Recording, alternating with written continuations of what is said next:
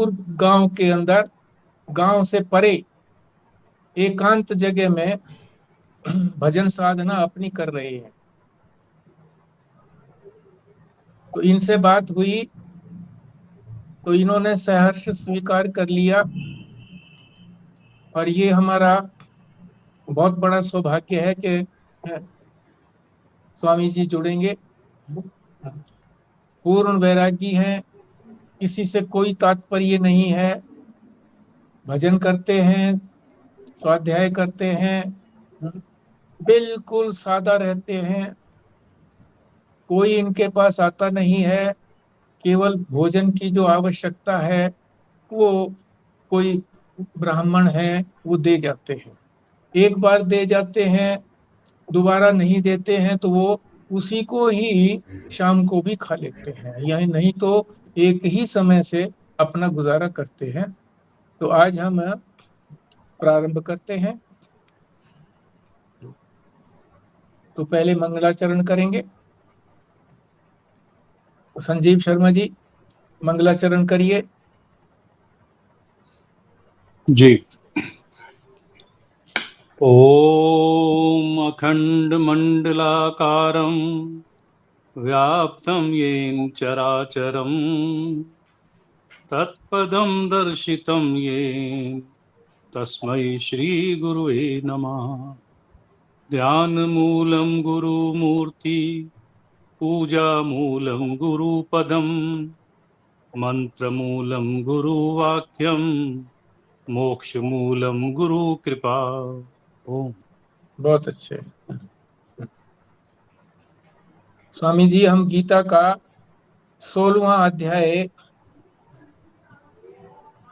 शुरू किए हुए हैं। इसमें दैवी संपत्ति और आसुरी संपत्ति दोनों का वर्णन है। दैवी संपत्ति हम पढ़ चुके हैं, आसुरी संपत्ति को देख रहे हैं, कर रहे हैं। उसका भी ये 14वां श्लोक आज हम करेंगे। 13वें श्लोक तक हम कर चुके हैं। तो पहले हमारा नियम यही रहता है कि मंगलाचरण करते हैं। तो हमारे साथ 6, 7, 8 लोग जुड़ जाते हैं। तो ये संजीव शर्मा जी हैं, इन्होंने मंगलाचरण किया है। कभी कोई और मंगलाचरण करता है। उसके बाद हम श्लोक का पाठ करते हैं, और पाठ करने के बाद उसका एक एक शब्द का हम अर्थ समझते हैं, और फिर उसको विस्तार से सारा समझते हैं कि क्या कह रहे हैं। ये महाराज जी की पुस्तक, महेशानंद जी की गीता की पुस्तक का आधार लेकर के बोला जाता है। बीच में किसी को शंका होती है तो वो प्रश्न भी कर लेते हैं। तो आपका मार्गदर्शन हमें मिलेगा तो बहुत अच्छा लगेगा। तो पहले हम इसका पाठ करते हैं। पहले मैं करूंगा। तो ये पाठ चलता है स्वामी जी, ये प्रवचन नहीं है। जैसे ब्रह्मचारियों का, सन्यासियों का पाठ चलता है, उसी तरह से ये पाठ चल रहा है, पंक्ति दर पंक्ति। तो ये पाठ करता हूं मैं। असौ मया हतः शत्रु हनिष्ये च अपरान अपि ईश्वरः अहम भोगी सिद्धः अहम बलवान सुखी। संजीव शर्मा जी पाठ करिए। जी। असौ मया हतः शत्रु अनिश्चये च अपरान अपि ईश्वरः अहम अहम भोगी सिद्धः अहम बलवान सुखी। ठीक, खुराना जी आप पढ़िए।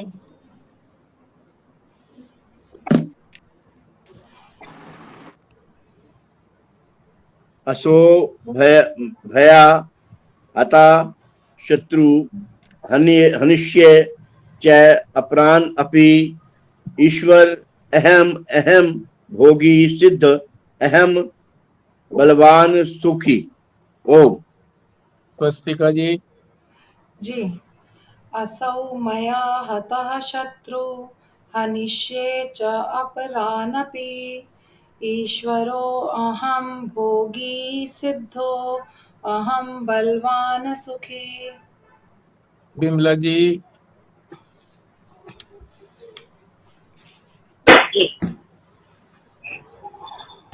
असो मया हतः शत्रुः अनिश्चय च अपुरानपि ईश्वरोऽहम् अहं भोगी अहं बलवान् सुखी।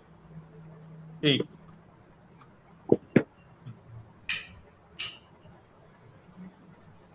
इस श्लोक में भगवान जो है वो असुरों की का जो भाव है दूसरों के प्रति उनका क्या भाव है वो बता रही है।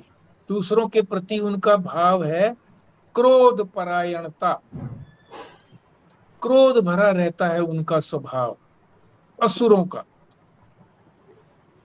वो बता रहे हैं। बिमला जी म्यूट कर लीजिए।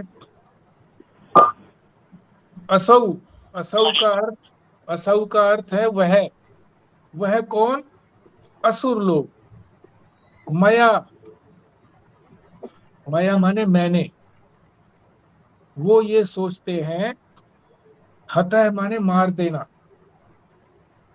शत्रु, वो ये सोचते हैं कि मैंने इस शत्रु को मार दिया। आगे हनिष्ये च अपरान अपि, अपरान माने दूसरे, दूसरों को भी मैं इसी तरह से मार दूंगा, क्योंकि मैं ईश्वर है अहम, मैं ईश्वर हूं। ईश्वर हूं का मतलब मैं सबका मालिक हूं, मेरे हाथ में सब कुछ है। और अहम भोगी, और मैं सब कुछ भोग सकता हूं, संपन्न हूं, प्रत्येक वस्तु मेरे पास है, नहीं है वो भी संग्रह कर लूंगा, मैं सबको भोग सकता हूं। सिद्ध है अहम, सिद्ध भी हूं मैं, जो चाहे कर दूं। बलवान सुखी, शरीर भी मेरा तंदुरुस्त है, निरोग है, इसलिए मुझे सभी प्रकार का सुख मिला हुआ है। तो यहाँ क्रोध भी प्रकट कर दिया कि मैं शत्रु को, इसको मार दिया, औरों को भी जो मेरे शत्रु हैं उनको मैं मार दूंगा। क्यों? क्योंकि मैं तो ईश्वर हूं, सब कुछ कर सकता हूं, कर्तुम अकर्तुम अन्यथा कर्तुम, और मैं शरीर से हृष्ट पुष्ट हूं, कोई रोग नहीं है मेरे में, इसलिए मैं सुख से जीवन व्यतीत करता हूं। तो ये 14वें श्लोक का शब्द अर्थ हुआ। अब जरा इसको और विस्तार से समझते हैं। हतः है, हतः का मतलब किसी के प्राणों का अंत कर देना। तो केवल प्राणों का अंत करने से ही हिंसा नहीं होती है, अनेक तरह से हिंसा होती है। जैसे कोई व्यापारी है तो व्यापार करता है, तो उसको अलग अलग तरीके से हथकंडे अपना करके उसके व्यापार को हानि पहुंचा देना, ये भी तो हिंसा है, क्योंकि उसकी रोजी पर फर्क पड़ेगा, रोजी रोटी पर, तो हिंसा हो गई। मेरे तो अफसर जान पहचान के हैं और वो अफसर जो है मेरे काम में रोड़ा अटकाता है, तो मैं उसका अफसर से कह करके ट्रांसफर करवा दूंगा।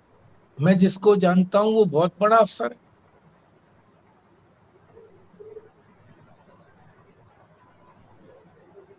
तो कोई न कोई उपाय हिंसा का ऐसा वो अपना लेता है।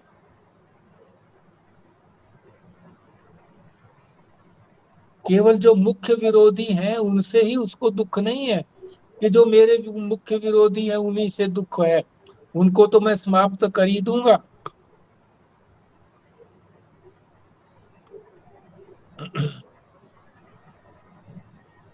दूसरे जो और हैं, ऐसा लगता है कि वो मेरे विरोधी हैं, उनको भी मैं हानि पहुंचा दूंगा, खत्म कर दूंगा, क्योंकि मेरी तो खूब कमाई हो रही है, उनकी कमाई को भी मैं खत्म करवा दूंगा।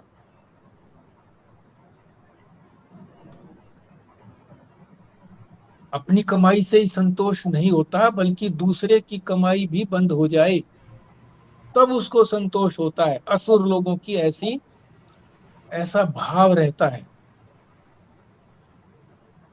आचार्य शंकर कहते हैं, असुर लोगों का हमेशा सत्पुरुषों से तो विरोध होता ही है, जो सज्जन पुरुष हैं उनसे तो विरोध होता ही है। क्यों होता है विरोध? कि ये संतोषी कैसे हैं, इनको कैसे संतोष मिला हुआ है, ये तपस्या कैसे कर रहे हैं, और ये मेरा कुछ कर नहीं सकते क्योंकि इनके हाथ में कुछ है नहीं। क्यों? क्योंकि मुझे तो पैसे मेरे पास बहुत हैं, और मुझे जो है सोने का जूता जिससे भी काम कराना हो उसके सिर पर मारना आता है। यानी मैं उसको पैसे से खरीद सकता हूँ, जो चाहे करवा सकता हूँ, उचित भी करवा सकता हूँ, अनुचित भी करवा सकता हूँ। उचित की तो सोचता ही नहीं है वो, अनुचित करवा सकता हूँ, गलत काम करवा सकता हूँ पैसे देकर, और ये मेरा कुछ नहीं कर सकते क्योंकि इनके पास कुछ है नहीं। किनके पास? सज्जन पुरुषों के पास, जो संतोषी हैं, वैरागी हैं, तपस्वी हैं, कुछ नहीं कर सकते। ये तो कांटे हैं एक तरह से पैर में, इनको निकाल दो, इनको तो निकाल ही देना चाहिए। ऐसी असुर लोगों की सोच है, और उसी के अनुसार वो करते हैं। ये तो हो गई हिंसा की बात। हतः, हतः को समझाया है इतना। आगे है, अहम ईश्वर है, मैं तो ईश्वर हूं, जो चाहूं कर सकता हूं, सरकार तो मेरी जेब में है, जिसको चाहूं उसी से काम करा सकता हूं। तो एक उदाहरण दे करके महाराज जी समझा रहे हैं। हिरण्यकश्यप का उदाहरण है। राजा हिरण्यकश्यप, उसने अपने राज्य में ढिंडोरा पिटवा दिया था कि कोई ईश्वर नहीं है, मैं ही ईश्वर हूं, मेरे अतिरिक्त कोई और दूसरा ईश्वर नहीं है, इसीलिए मेरी पूजा करो, और किसी की पूजा नहीं करनी है क्योंकि और कोई ईश्वर है ही नहीं। भगवान का बड़ा विचित्र खेल है। भगवान ने सोचा कि तू सबको मनवाता है कि मेरी पूजा करो, अपनी प्रजा को डरा करके, धमका करके। अपने लड़के को तो मनवा, प्रहलाद को तो मनवा,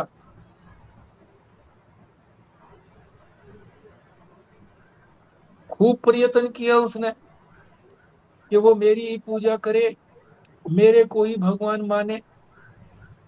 पर प्रहलाद तो विवेकी था, उसको तो नारद जी का उपदेश मिला था कि भगवान की पूजा करो, भगवान ही सबसे समर्थ हैं, वही सृष्टि की उत्पत्ति करते हैं, पालन भी करते हैं, और अपने में लीन भी करते हैं। वही सर्वशक्तिमान है, सर्वांतर्यामी है, सर्वनियंता है, सर्वरूप है। उनकी अगर आप पूजा करोगे, भक्ति करोगे, तो आपको परम प्रेम उनका मिलेगा, और उनका परम प्रेम मिल गया तो आपकी भक्ति पूरी हो जाएगी, आप जो चाहोगे वो हो जाएगा। इसलिए उसने खूब प्रयत्न किया प्रहलाद को मनाने के लिए कि किसी तरह से समझाए बुझाए से मान जाए। समझाए बुझाए से नहीं माना तो मार पिटाई की, मार पिटाई से भी नहीं माना तो जान से मारने का प्रयत्न किया, पहाड़ के ऊपर से अनेक तरीके से उसको मारने का प्रयत्न किया। लोहे का जो तपता हुआ स्तंभ था, उस स्तंभ के ऊपर कहा कि इसको जफ्फी पालो। प्रहलाद हिचका नहीं, उसे एक चींटी उसके ऊपर चलती दिखाई दी, उसने तुरंत भाग करके उस तपते हुए स्तंभ को जफ्फी में पा लिया, कुछ नहीं बिगड़ा।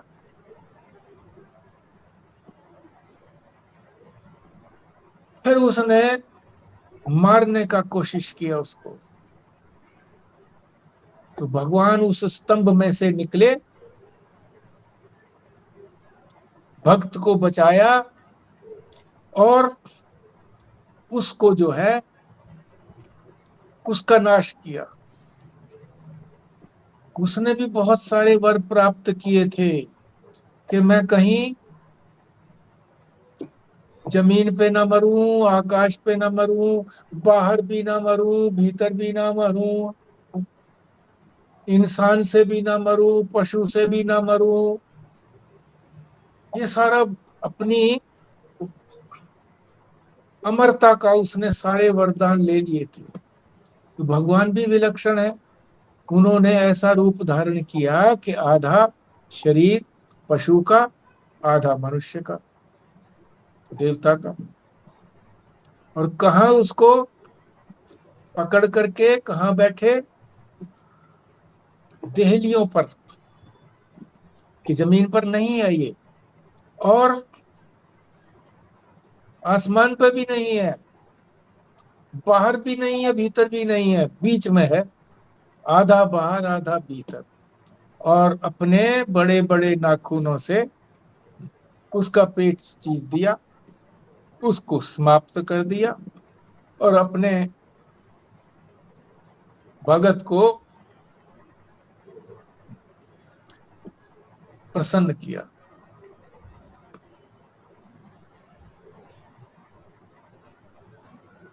अपने आप को वो ईश्वर समझ करके समझता है कि मैं सब कुछ कर सकता हूं, अहम भोगी, मैं भोग भी सकता हूं। क्यों? क्योंकि मैं बिल्कुल स्वस्थ हूं, कोई रोग नहीं है इसमें मेरे में, भोगने की सामग्री भी मेरे पास है, भोग सकता हूं। अपने आप को सुखी मानता है कि मेरे जैसा कोई सुखी नहीं है। जिस चीज को भी मैं सिद्ध करना चाहूं सिद्ध कर सकता हूं। मेरे इतने बेटे हैं, इतने पोते हैं, इतने नाती हैं, अत्यंत बलवान हूं। मैं ही तो बना हूं भोगने के लिए, और कोई नहीं है भोगने के लिए। और ये बाकी जो लोग हैं, ये तो सब बोझा बने हुए हैं, देश के ऊपर बोझा हैं। देश का कल्याण करने वाला तो मैं ही हूं। इस प्रकार असुर जो है वो, उनमें अहंकार की वृत्ति बहुत होती है।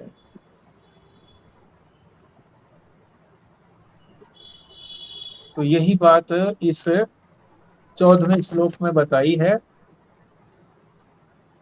कि वो हिंसा करने से भी नहीं हिचकिचाते। हिचकिचाना तो दूर रहा, बल्कि हिंसा करने का योजना बनाते हैं कि इसको तो मार दिया, ये मेरा शत्रु था, ये और मेरा शत्रु मुझे मालूम पड़ता है, इसको भी नष्ट कर दूंगा। मैं तो ईश्वर हूं, सब कुछ कर सकता हूं, मैं तो सिद्ध हूं, शरीर मेरा बलवान है, सब प्रकार के सुख भोग सकता हूं, मेरे से अतिरिक्त कोई भी सुख भोगने का अधिकारी नहीं है, ये तो खामखा देश पर भार बने हुए हैं। ऐसी उसकी असुरों की भावना है। तो हमें भगवान ने ये क्यों बताया? असुर वृत्ति तो हमको अपनानी नहीं है।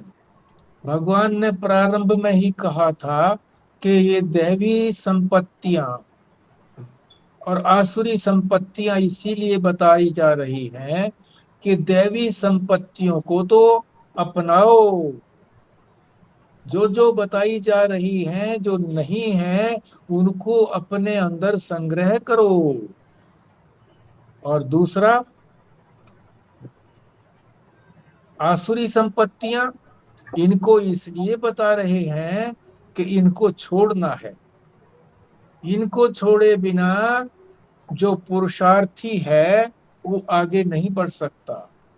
जो परमार्थ के मार्ग में आगे चलना चाहता है, इनको छोड़े बिना आगे नहीं बढ़ सकता है। तो ठीक है, ये हमारा 14वां श्लोक संपन्न हुआ। आपने कुछ इसमें शेयर करना है तो बोलिए।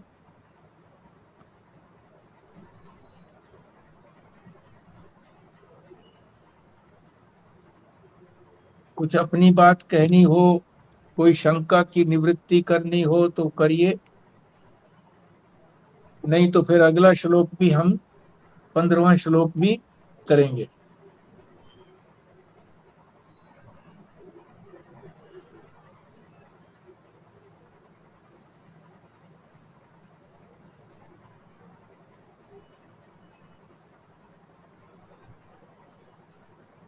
तो ठीक है, हम आगे आगे चलते हैं 15वें श्लोक पे। 15वें श्लोक में भगवान बता रहे हैं कि अभिमान की इतनी अधिक उनमें मात्रा है, घमंड की, कि वो सबकी अवहेलना करते हैं, कुछ नहीं समझते किसी को भी,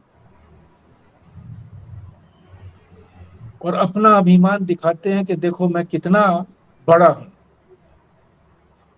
तो पहले हम इसका पाठ करते हैं, आप सभी बारी बारी से पाठ करेंगे।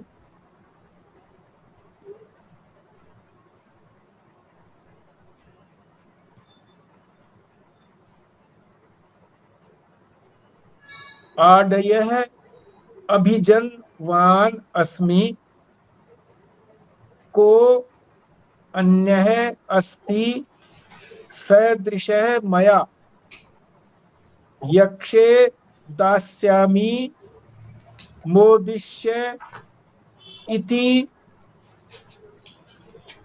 अज्ञान विमोहिता। संजीव शर्मा जी। जी। आडय अभिजन्वान अस्मि कः, अन्य अस्ति सदृशः मया, यक्ष्ये दास्यामि मोदिष्ये इति अज्ञान विमोहिता। पुराना जी।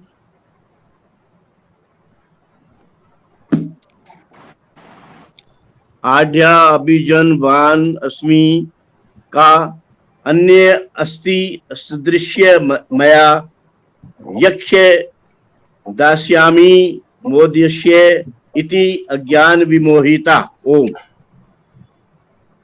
स्वस्तिका जी। जी। आढयो अभिजन्वानस्मि, को अन्यो अस्ति सदृशो मया, लक्ष्ये दास्यामि मोदिष्य इति अज्ञानविमोहितः। विमला जी।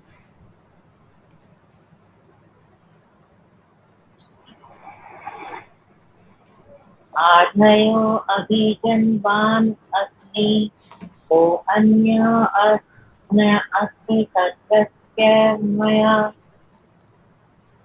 यक्षे दास्यामि मोदिष्ये इति अज्ञानविमोहितः। रेणुप्राशद जी। जी। आढ्योऽभिजन्वानस्मि कोऽन्योऽस्ति सदृशो मया यक्ष्ये दास्यामि मोदिष्य इत्यज्ञानविमोहिताः। ठीक, अर्थ समझते हैं। आढ़य है, आढ़य का अर्थ है बहुत बड़ा धनी। मेरे मेरे जैसा कोई और धनी नहीं है, बहुत बड़ा धनी हूं। अभिजनवान,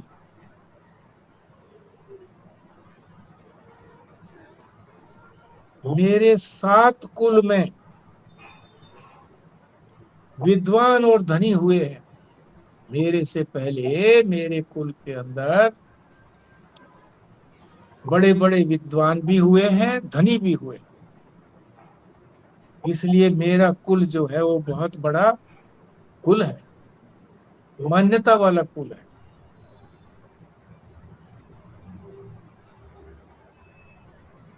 अन्यो अस्ति, और कौन हो सकता है? को माने कौन, अन्यो माने अन्य, अन्य कौन हो सकता है? अस्ति माने होना। सदृश माया, माया माने मेरे जैसा, सदृश माने मेरे समान। मेरे समान और कौन हो सकता है? 7 पीढ़ियों से मैं बहुत बड़ा धनवान हूं। पिछली 7, आगे वाली 7, पीछे वाली जो 7 पीढ़ियां मेरे से ऊपर वाली बहुत धनवान रही है, विद्वान रही है। मैं भी बहुत बड़ा धनवान हूं, विद्वान। तो मेरे जैसा कौन हो सकता है? कोई भी मेरे जैसा धनवान नहीं हो सकता, ना कोई ऐसा बुद्धिमान हो सकता। तो ये अहंकार की, अभिमान की पराकाष्ठा है। आगे है यक्षे, यक्षे का करता है यज्ञ, यज्ञ करूंगा। दानस्यामी, दान दूंगा मैं। मोदिष्य, फिर मुझे को मोद माने खुशी होगी, सुख भोगूंगा। यज्ञ करूंगा, दान करूंगा, सुख होगा। इति, इस प्रकार। अज्ञान विमोहिता, अज्ञान से मोहित हुआ होता है। ये अज्ञान है, ऐसा सोचना अज्ञान है। अज्ञान का अर्थ है अविवेक, ना समझी, बेवकूफी। तो ये बेवकूफी है कि मैं यज्ञ दान आदि करके खूब मौज मस्ती करूंगा। अरे प्रारब्ध में होगा पीछे तो ही तो मौज मस्ती हो सकती है। प्रारब्ध तो परमात्मा बनाते हैं। अब किस क्षण क्या हो जाए, क्या प्रारब्ध आगे बचा हुआ है, किसी को कुछ पता नहीं। अभी जो ये समझ रहा है कि मैं बहुत बड़ा सौभाग्यशाली हूं, आगे 2 क्षण का पता नहीं है कि आगे कितना दुर्भाग्यशाली वो हो जाएगा। तो ये अज्ञान है। अज्ञान से, अविवेक से उसका को मोह में पड़ा हुआ है, अज्ञान के अंधकार में पड़ा हुआ है। ये अर्थ हो गया। अब इसको हम और विस्तार से समझते हैं। आढ़्य अस्मि, मेरे पास संपत्ति का कोई ठिकाना नहीं, अपार संपत्ति है, कोई पारावार नहीं है उसका संपत्ति का। सब तरह से भरा पूरा हूं मैं। खाली धन से ही भरा पूरा नहीं हूं, अभिजनवान अस्मि, मेरे 7 कुल में ऐसे ऐसे विद्वान हुए हैं जिनका कोई मुकाबला नहीं, ऐसे ऐसे धनी हुए हैं जिनका आज तक कोई मुकाबला नहीं। तो मेरे जैसा कुलीन कोई नहीं हो। कुल परंपरा की श्रेष्ठता में मैं प्रथम हूं।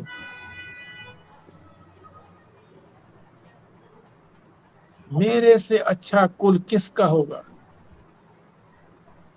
इतनी पीढ़ियों से धन वाला हूं, दूसरा है कोई मेरे समान? कोई नहीं है। यक्षे, यज्ञ करता हूं, बड़े बड़े पूजा पाठ करता हूं, यजमानों को बुलाता हूं, यजमान मेरी महिमा का गान करते हैं, उनको मैं बुलाऊंगा, यज्ञ करूंगा, वो मेरी महिमा का गान करेंगे, उनके द्वारा मुझे सम्मान मिलेगा, प्रतिष्ठा मिलेगी।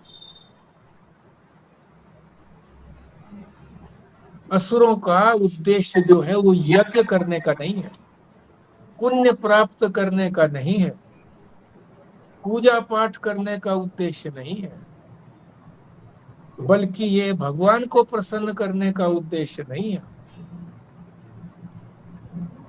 इसलिए करते हैं फिर वो, इसलिए करते हैं कि दूसरों को नीचा कैसे दिखाएं, सभी मेरे से नीचा देखें, अपने आप को हीन समझें। करता कैसे है वो इतने बड़े यज्ञ आदि और वो पूजा पाठ आदि? चंदा लेकर के करता है लोगों से, चंदा लेकर के बहुत बड़ा आयोजन करता है धूमधाम से। पर जो यज्ञ के पंडित होते हैं उनको दान दक्षिणा देने में बड़ा संकोच करता है। अरे तेरा क्या पैसा है, ये लोगों से लिया हुआ है, फिर पंडितों को देने में तुझे क्या संकोच है? पंडितों को देने में संकोच करता है। और जो उसके प्रचार में लगे हुए हैं उनको देता, तुम ले जाओ ताकि मेरा और प्रचार हो। अपना पैसा लगा करके यज्ञ करता, शुद्ध भाव से परमात्मा का भाव बना करके यज्ञ करता, उपासना करता, जप आदि करता, पूजन करता, तो लाभ होता। अपना है नहीं, दूसरों के धन पर अपने आप को ये दिखाता है कि मैं बहुत बड़ा पुण्य करने वाला हूँ, बहुत बड़ा भक्त हूँ।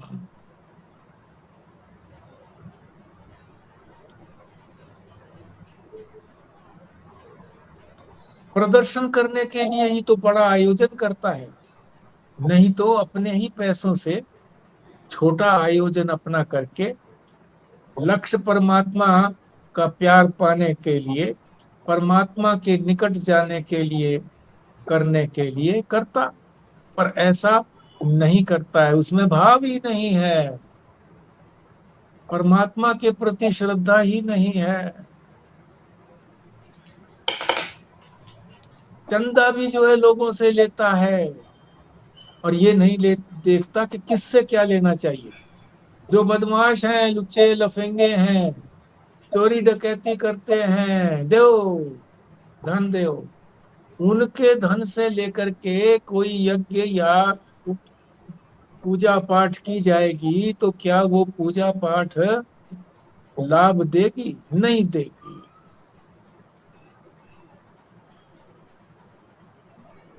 लोगों को लगता है कि ये तो बड़ा श्रद्धालु है, बाहर से दिखता है पर उसकी कोई श्रद्धा नहीं है।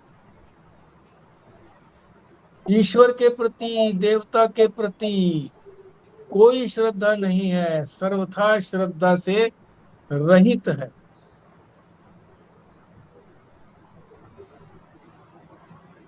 देवताओं को, ईश्वर को प्रसन्न करने के लिए नहीं कर रहा, ये भाव तो है ही नहीं।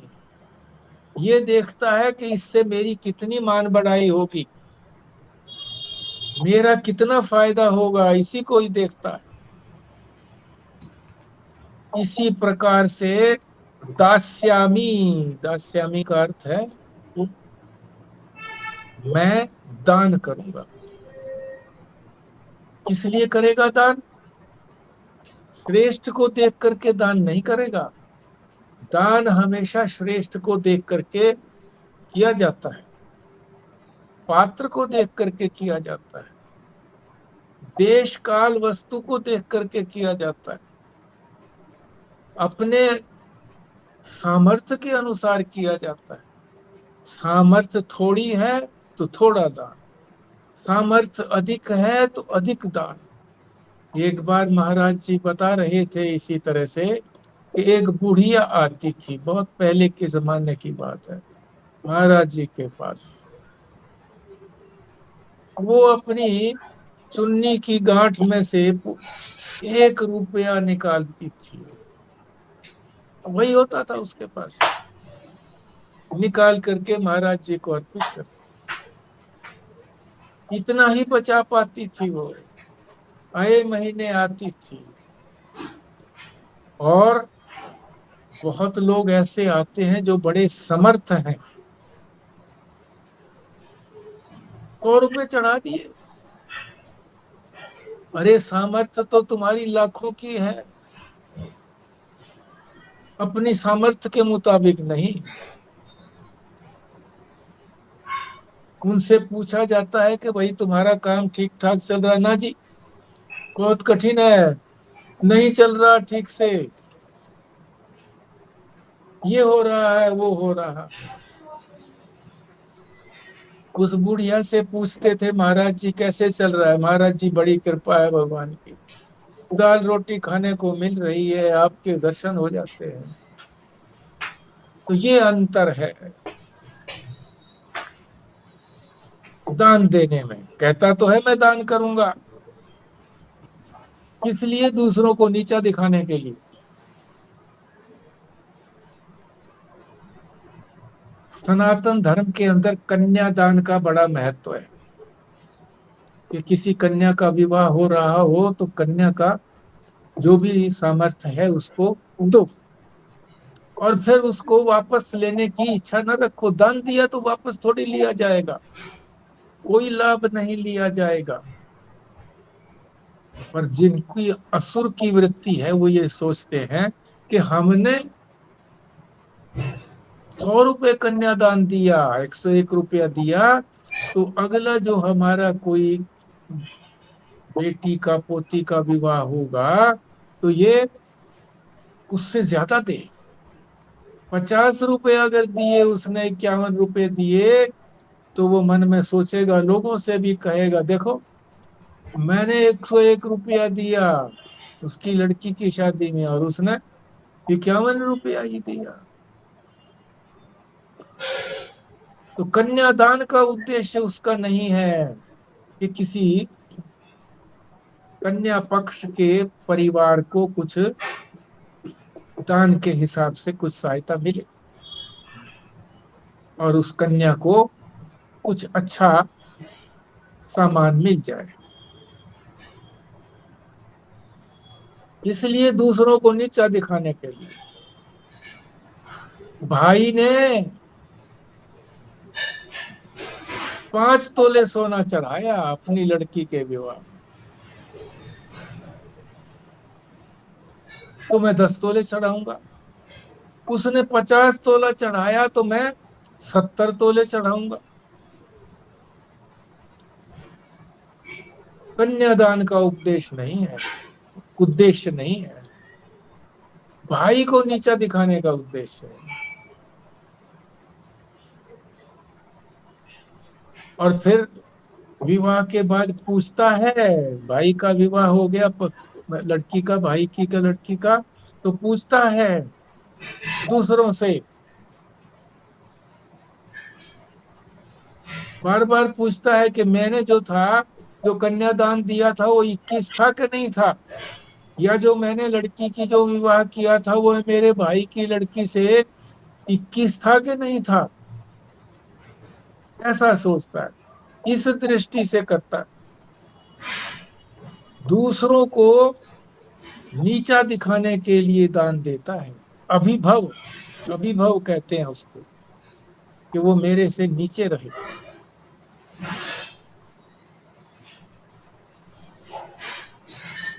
और जो लोग,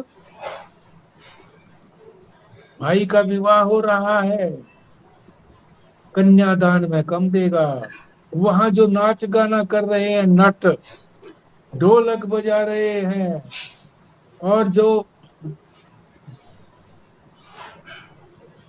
लाइट लिए हुए खड़े हैं, बाजा बजा रहे हैं, उन पर रुपए लुटाएगा, रुपयों की बौछार करेगा। लोग कहेंगे अरे बड़ा भाई अमीर है ये तो, इसने तो ऐसे पैसे लुटाए। यद्यपि उनको पगार मिलती है। जब लोग कहें अरे भाई तुमने तो अपने भाई को भी नीचा दिखा दिया, तो ये बड़े प्रसन्न होते हैं। मोदिष्य, मोदिष्य का मतलब प्रसन्न होते हैं कि लोग मेरी बढ़ाई कर रहे हैं, भाई को नीचा दिखा रहे हैं। इस तरीके से दिखावा तो करता है यज्ञ का, पूजा पाठ का, दान का, पर जो भाव से करते हैं परमात्मा को प्रसन्न करने के लिए, वो तो स्वर्ग में जाते हैं। पर ये तो अपने नरक में जाने का रास्ता तैयार कर रहा है। क्यों कर रहा है ऐसा? वो अविवेक के कारण, अज्ञान के कारण, मोह में पड़ा हुआ है।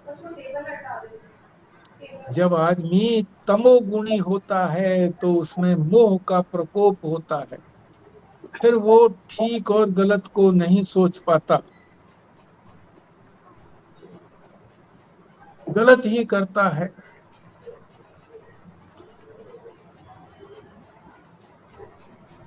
तो ये इस 15वें श्लोक में कहा गया है। क्या कहा है सारे 15वें श्लोक में? कि मैं बड़ा धनवान हूं, मेरी पहले वाली 7 पीढ़ियां बहुत धनवान थी, बुद्धिमान थी,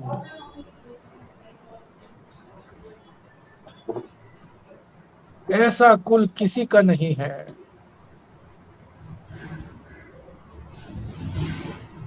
जैसा मेरा कुल धनी और विद्वता में, धन और विद्वता में सर्वश्रेष्ठ है, ऐसा कोई नहीं।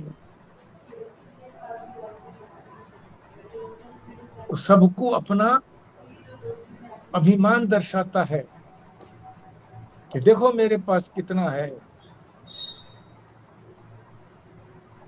कितना सम्मान है मेरा, मेरे कुल का कितना सम्मान, मैं इस कुल का हूं। मेरे कुल का नाम लेते ही सभी लोग नतमस्तक हो जाते हैं और कहते हैं अरे भाई तुम्हारा तो कुल बहुत बहुत ही प्रसिद्ध रहा है।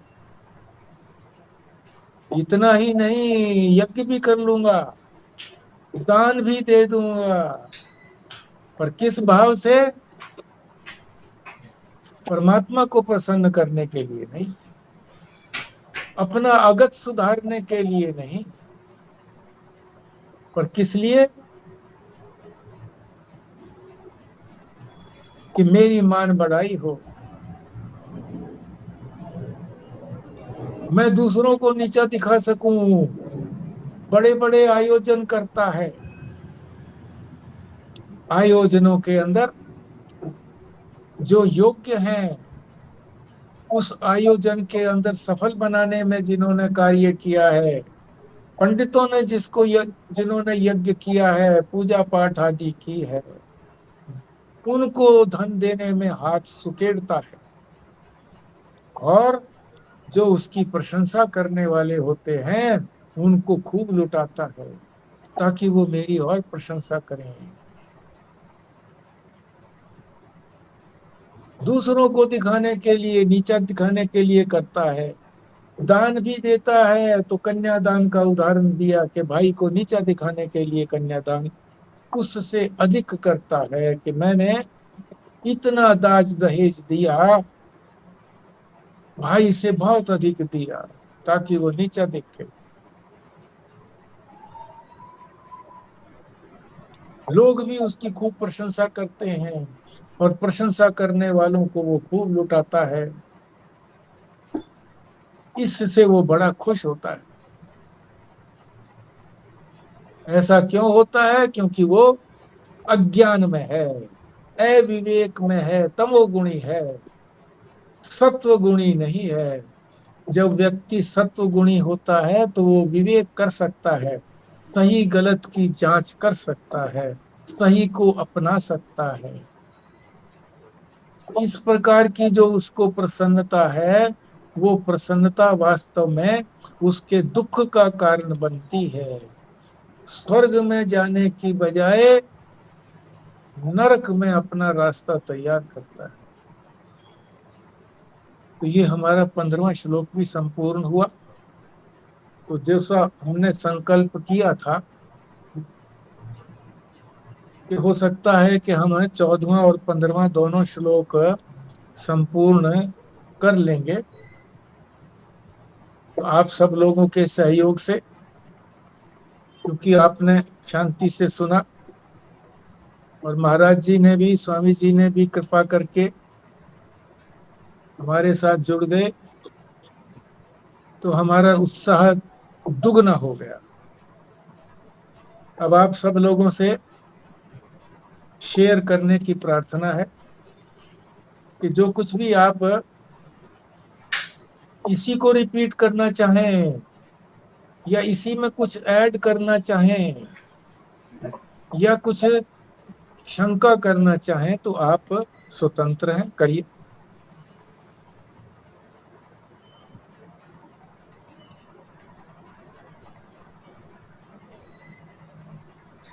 ये जो कभी कभी हम अपने कुल की श्रेष्ठता के बारे में बताते हैं या बताते हैं कि हम इतने इतने विद्वान हमारे कुल में हो चुके हैं, तो मुझे ऐसे लगता है कि इससे कभी हम कभी कभी मतलब बुरे मार्ग पे जाने से भी बच जाते हैं, अगर हमें इस बात का भी अभिमान हो कि हमारे कुल में कभी किसी ने ऐसा कार्य नहीं किया, या हम ब्राह्मण हैं या फिर हमारे कुल में बहुत विद्वान हुए हैं, तो क्या ये अच्छी बात नहीं है?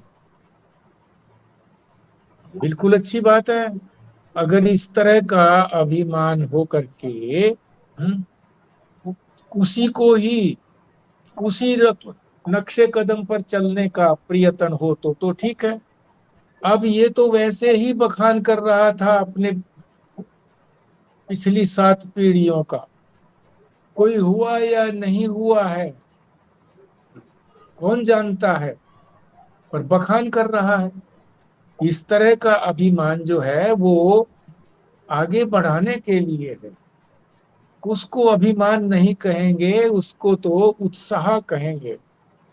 कि इस तरह का जो सोच है वो तो आगे बढ़ाएगी, उत्साह देगी हमको कि हमारे ऐसे बुजुर्ग हुए थे। इस तरह की कथा भी एक आती है कि एक ऋषि थे, बड़े विद्वान थे, उनका लड़का श्वेत केतु माँ के लाड़ में पढ़ नहीं पाया, 12 साल का हो गया। अब उन्होंने सोचा कि हमारे कुल में कोई भी अनपढ़ नहीं रहा है और ये अनपढ़ है, ये तो अच्छी बात नहीं है, इसको तो गुरुकुल में भेजना चाहिए। गुरुकुल में भेजा, 12 साल वहां शिक्षा प्राप्त की। संस्कार तो थे ही ना, माता पिता के और कुल के संस्कार थे तो आगे बढ़ाओ। पर यहाँ तो संस्कार है नहीं, आगे कैसे बढ़ेगा, विपरीत दिशा में जा रहा है बिना संस्कार के। पूर्व पीढ़ियों के संस्कार भी वर्तमान जो जीवन है, जीव है, उसके अंदर आते हैं। विज्ञान भी इसको स्वीकार करता है, जीन्स के माध्यम से कहता है कि ऐसे जीन्स होते हैं जो आते हैं और जो वो जीव को आगे बढ़ाते हैं। तो ठीक है, ठीक बोला।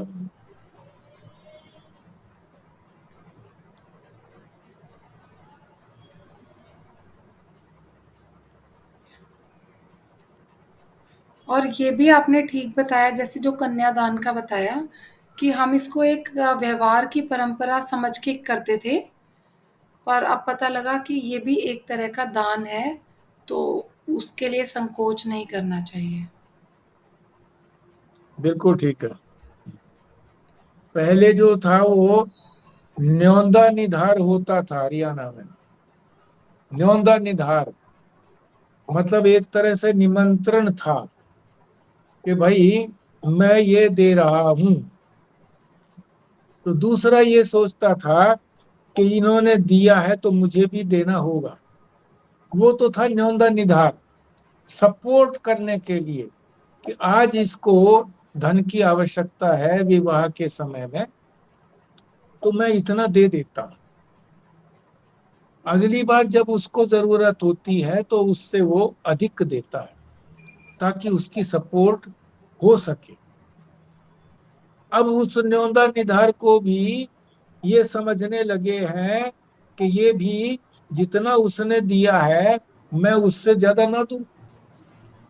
और जब किसी के कोई आगे विवाह योग्य नहीं होता तो वो उस न्योंदा निधार को खत्म भी कर देता है।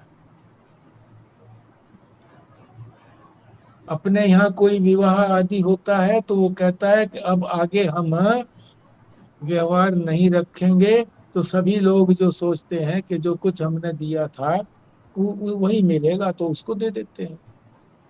तो पहले जो परंपराएं थी वो उचित परंपरा थी। न्योंदा निधार की जो थी वो सपोर्ट की थी। कन्यादान के बारे में वो कभी नहीं सोचते थे कि कितना दिया कितना नहीं दिया। तो ठीक बात है। दान कोई भी हो, कन्या के नाम से हो, शिक्षा के नाम से दान हो, स्वास्थ्य के नाम से दान हो, मंदिर के नाम से दान हो, महात्मा के नाम से दान हो, और महात्मा की आवश्यकता पूर्ति के लिए कोई दान हो, और इसी तरीके से जो हमारा वांग्मय है, वैदिक साहित्य है, इसकी रक्षा के लिए कोई दान हो, तो ये सारे श्रेष्ठ दान हैं। अपनी सामर्थ्य के अनुसार दान करना चाहिए। सामर्थ्य का मतलब ये नहीं है कि मैं कम दूं, मेरी सामर्थ्य अधिक है तो मैं अधिक दूं, कम है तो मैं कम दूं। ठीक है। अब मुझे लग रहा है अगर दान में हम अपनी सामर्थ्य से अधिक भी दें तो भी क्या हर्ज है। जब दान देते हैं हम तो सामर्थ्य से अधिक कौन देगा। उधार लेकर के तो कोई दान देगा नहीं। जो कुछ अपने पास है वो देगा। हाँ, अगर उधार लेकर के भी देता है, भावना उसकी ऐसी है कि भाई ठीक है मैं इसके अदा कर दूंगा, पर मैं ये जो दान दे रहा हूं इसके बदले में कुछ नहीं आशा करूंगा, तो ठीक है उधार लेकर के भी दे दो। पर महाराज जी जो थे उधार लेने के पक्ष में कतई नहीं थे। चाहे बिजनेस हो चाहे कुछ भी हो, उधार नहीं। वो तो ये कहते थे कि 10 लाख रुपया है तो 5 लाख रुपया अपना रखो, 5 लाख में बिजनेस चलाओ, ताकि वो अगर बिजनेस फेल हो जाए तो कम से कम दूसरा शुरू कर सके या अपने घर का तो गुजारा कर सके। और आजकल तो सारी चीजें ऋण में हो रही है। मकान ले हो तो सरकार से ऋण, बैंक से ऋण, गाड़ी ले हो तो बैंक से ऋण। किस लिए? एसी फ्रिज वगैरह जितने कुछ ले हो तो वो सारे एसी फ्रिज देने वाले जो हैं वो ऋण के ऊपर दे देते हैं कि इतने महीना हमें को चुकाओ तो मिल जाएगी। तो सुख सुविधा की दृष्टि हो गई है, अपनी सामर्थ्य की दृष्टि कम रही है। और वो दान नहीं है, वो तो अपनी सुख सुविधा के लिए है। जी। एक्चुअली मुझे सामर्थ्य का ये मतलब समझ आ रहा था पहले कि जो हमारे पास एक्स्ट्रा है, एक्चुअली हम तो वो देते हैं ना दान में जो एक्स्ट्रा होता है। हाँ बिल्कुल, यही सोच कर देते हैं, यही सोच कर देते हैं। कपड़े जो मैले हो गए हैं या हमने नहीं पहनने हैं, दे दो भैया, काम वाली को दे दो, फलाने को दे दो। एक बार इसी तरह से आया, घर में ही शायद वो एसी वेसी की कुछ सफाई करने के लिए आया था, दो थे लड़के। तो मैंने कोई शर्ट वगैरह जो थी एक बार पहनी ही थी बस, तो मैंने सोचा ये शर्ट उसको दे देता हूँ।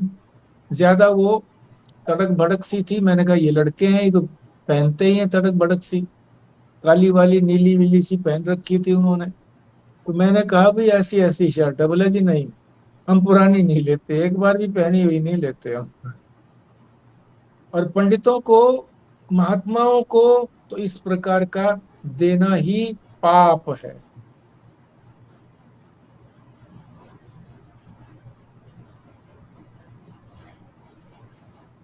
हम लोगों की ऐसी आदत है, हमारा जो कूड़ा होता है वो बाहर निकालते हैं। कोई फॉर्मेलिटी पूरी करनी हो तो भैया ये कूड़ा बाहर दे दो, ये दे दो भाई फॉर्मेलिटी के लिए। सभी लोग फॉर्मेलिटी में ऐसा ही देने लग गए हैं। तो लोग भी समझते हैं कि भैया अगर फॉर्मेलिटी से आया है तो इसमें कुछ तत्व नहीं है, अपना खरीदे हुए में से ही बनवाओ इसको, तो फिर भाव की भाव बेच दो। जो आया है इसी तरह से फॉर्मेलिटी में, उसको फॉर्मेलिटी में ही दे दो। ठीक है जी, अब हमारा समय संपूर्ण हो गया है, 6 बज गए हैं। तो पूर्ण आहुति करेंगे।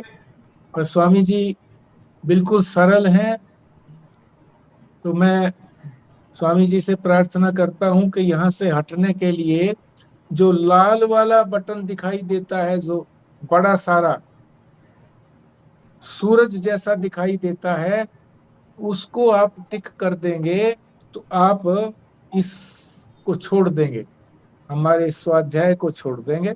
धन्यवाद, स्वामी जी ने छोड़ दिया है। बिल्कुल सरल है, उनको जोड़ने में भी थोड़ा प्रयत्न किया गया था। हाँ जी, हाँ, रेणु पार्षद जी आप करिए पूर्णाहुति। जी। ओम पूर्णमदः पूर्णमिदं पूर्णात् पूर्णमुदच्यते पूर्णस्य पूर्णमादाय पूर्णमेवावशिष्यते। ओम शांतिः शांतिः शांतिः। नारायण